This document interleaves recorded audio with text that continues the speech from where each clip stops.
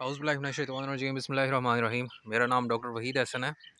आज बेसिकली काफ़ी दोस्त फरमाइश कर रहे थे कि डॉक्टर साहब बताएं मीठे सोडे के बारे में कि इसकी क्या फ़ादियत है, कहाँ कहाँ इस्तेमाल कर सकते हैं, क्या इसके फ़वाइद हैं, कितनी मिकदार में देना चाहिए कौन से जानवर को, और कौन से इसके ऐसे हिडन बेनिफिट्स हैं जो आम फार्मर्स को नहीं पता। तो इसी सिलसिले में वीडियो बनाई है, तो शुरू करते हैं। बेसिकली मीठे सोडे का मैं थोड़ा तारुफ़ करा दूँ। इसको जो है वो सोडा बाइकार भी कहते हैं, सोडियम बाइकार्बोनेट भी कहते हैं, मीठा सोडा भी कहते हैं। बहुत सारे इसके नाम हैं। इसका जो फार्मूला है वो है NaHCO3। सोडियम आयन है इसमें और हाइड्रोजन कार्बोनेट आयन है। तो इसकी जो नेचर है वो थोड़ी असासी तबीयत की है, बिल्कुल तेज़ असासी नहीं है, माइल्ड असासी है।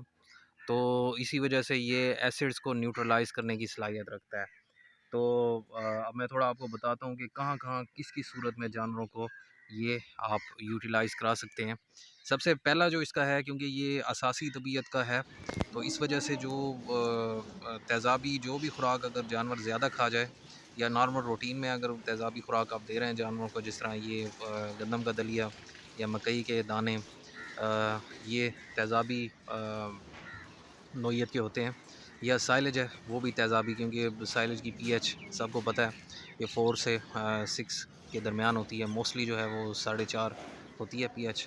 और इसी तरह दाने जो हैं वो वैसे उनकी पीएच न्यूट्रल होती है, तकरीबन न्यूट्रल, लेकिन जब वो र्यूमन में जाते हैं, ओजी में जाते हैं, तो वहाँ पे जो है वो उनके अंदर लैक्टोबैसिलस जो बैक्टीरिया हैं, बाकी जो ऑर्गेनिज़म्स हैं, वो उनमें से एनर्जी निकालते हैं, लैक्टिक एसिड और बहुत सारे ब्यूटारिक एसिड और बहुत सारे वोलेटाइल फैटी एसिड्स पैदा करते हैं, तेज़ाब पैदा करते हैं, जो जानवर को एनर्जी देते हैं। लेकिन वो क्योंकि तेज़ाबी नेचर के होते हैं, तो वो अगर ज़्यादा मिकदार में हो जाएँ, जिस तरह अगर ज़्यादा दाने जानवर को खिलाएँ, तो वो ज़ाहिर बात है उसमें ठीक-ठाक प्रॉब्लम हो जाती है, जानवर खाना-पीना छोड़ सकता है, उसकी मतलब डाइजेशन पे प्रॉब्लम बनता है। तो उस सूरत में ये मीठा सोडा जो है वो बहुत कारगर है।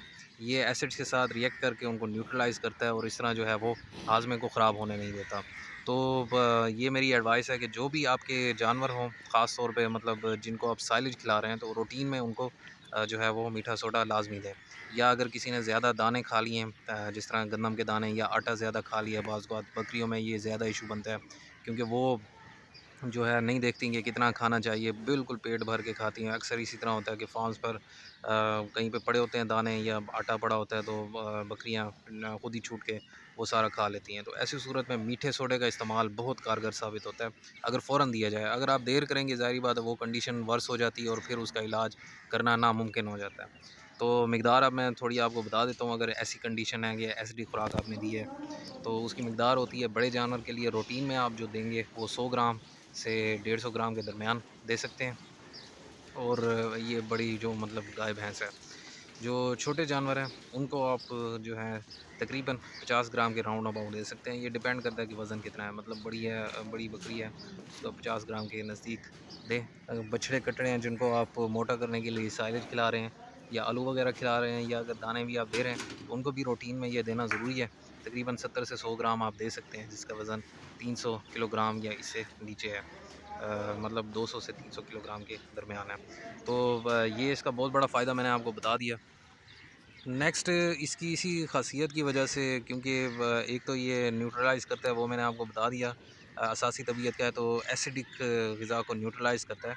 बाकी अगर आप बेशक एसिडिक ग़िज़ा नहीं दे रहे, तो उसमें भी रूटीन में अगर आप देंगे, बड़ा जिस तरह बड़ी गाय या भैंस है, उसको अगर आप 50 ग्राम से 80 ग्राम रूटीन में रोज़ाना देंगे, तो उससे उसका जो हाज़मा है वो सेट रहेगा।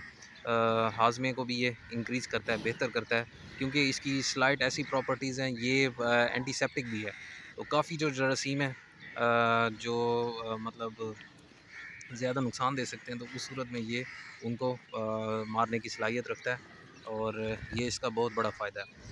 तो इसलिए अक्सर जो है वो हाज़मे वाले जो पाउडर होते हैं, तो उनमें ये डाला जाता है, जिसकी वजह से जो है वो हाज़मे वाले पाउडर का, स्टोमिक पाउडर का जो रिज़ल्ट है बहुत अच्छा हो जाता है।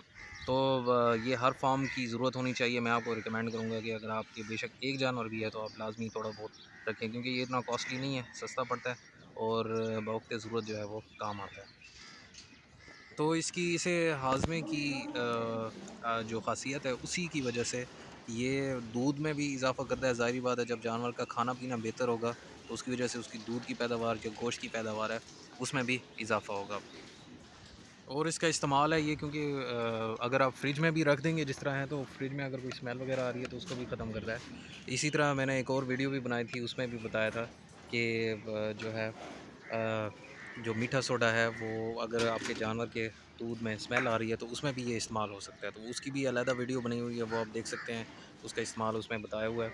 बाकी अक्सर दोस्त पूछते हैं कि किस किस तरह देना चाहिए, तो आप सिंपल है कि पानी के अंदर मिलाकर इसे दे सकते हैं। जिस तरह 200 ग्राम आपने देना है, तो वो आप तकरीबन आधा किलो पानी या 1 किलो पानी में मिक्स करके जो है वो जानवर को पिला सकते हैं। लेकिन पिलाते हुए ये एहतियात करनी है कि ज़ुबान नहीं पकड़नी, क्योंकि ज़ुबान पकड़ेंगे तो वो ड्रेंचिंग नमूनी हो जाएगा, उसके फेफड़ों में चला जाएगा जो भी ये पानी वगैरह है, जो भी दवाई आप पिलाने की कोशिश कर रहे हैं। तो ज़ाहिर बात है वो इन्फेक्शन हो जाता है, उससे वो साँस में दुश्वारी और बड़ी कॉम्प्लिकेशन हो जाती है। इसलिए ज़ुबान ना पकड़ करें। बेशक आराम से जानवर जो है वो जो जितना पी ले, जितना रिलैक्स होके, या बाकी आप जो है इसे आटे में या वनडे में भी मिलाकर दे सकते हैं, तो वो भी जानवर इसे आसानी से खा जाएगा। तो आज की वीडियो यही थी। अगर आपको पसंद आई है तो लाइक लाज़मी करें और दोस्तों के साथ भी शेयर करें ताकि उनका भी फ़ायदा हो। तो तब तक अपना ख़्याल रखिएगा, दुआ में याद रखिएगा। अल्लाह आपका निगहबान हो। अल्लाह हाफ़िज़।